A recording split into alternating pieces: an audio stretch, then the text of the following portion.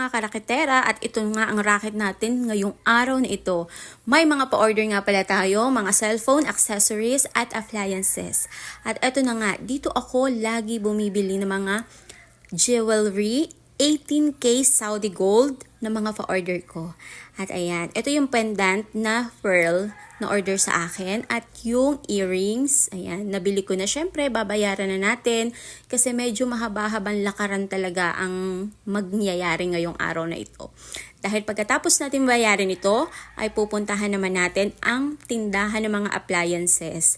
Yun nga palang tindahan ng cellphone ay hindi ko na na-record kanina.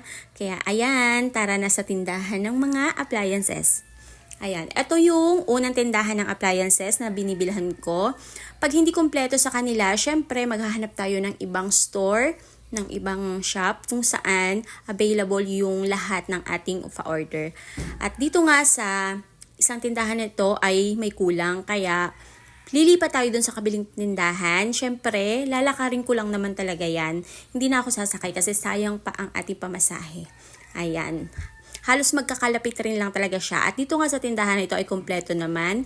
At pagkatapos niyan, syempre, ayan na, deliver na. Tracking yan papuntang San Andres. Ayan. At syempre, dahil napagod tayo maghapon sa ating pamimili at pagdi-deliver, syempre, kailangan naman natin mag-relax. Kaya ayan, napunta ako sa pagpalinis ng ating mga kuko. At ayan, salamat sa panonood.